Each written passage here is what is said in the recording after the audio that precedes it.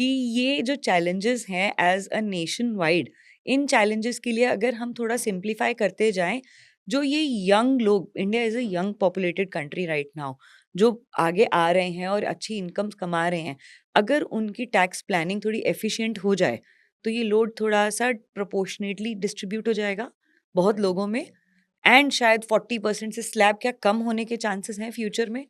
Ma'am chances तो बिल्कुल हैं, क्योंकि देखो आप जहाँ पे हम लोग 7 लाख रुपए तक न्यू रिजिम में कोई टैक्स पे नहीं कर रहे थे, गवर्नमेंट ने आई at the end moment 12 lakh कर दिया।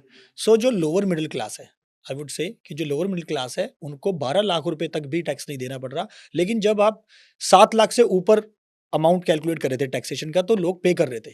7 से 12 लाख का जो ब्रैकेट है ना, वो बहुत बड़ा था।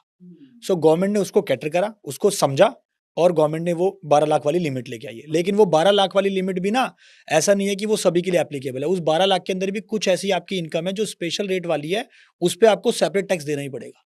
थोड़ा सा इस बारे में प्लीज बताएं, because this is interesting to know. हाँ, ये बहुत यस। बड़ा एक मिथ है कि उन्होंने बोला कि भाई मेरी तो 12 लाख रुपए की सर इनकम है, मुझे तो कोई टैक्स देना ही नहीं है। अच्छा भैया बताओ आपकी किस किस से इनकम है? बोला सर मेरा 8 लाख का तो सैलरी का पैकेज है। अच्छा ओके जी, इसके अलावा सर मेरा कुछ एफडी का ब्याज आता है 1 लाख रुपए, 9 लाख रुपए हुए। अच्छा इसके अलावा सर आपका क्या है?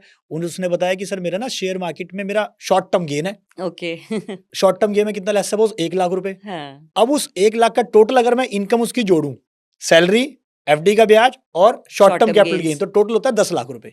तो क्या अब उसकी इनकम 12 लाख से कम है, तो क्या उसको यहाँ पे जीरो टैक्स देना है? नहीं द नहीं आंसर नहीं, इज नो। नो, उसको उस 1 लाख रुपए पर 20% टैक्स देना देना ही पड़ेगा। पड़ेगा।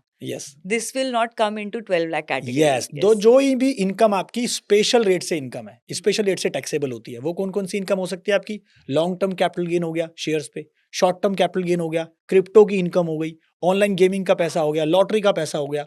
उन सब पे फ्लैट जो स्पेशल रेट होता है, किसी पे 20% है, किसी पे 30% है, उसमें बेनिफिट 12 लाख का कोई बेनिफिट नहीं है, उस पे आपको टैक्स देना ही पड़ेगा।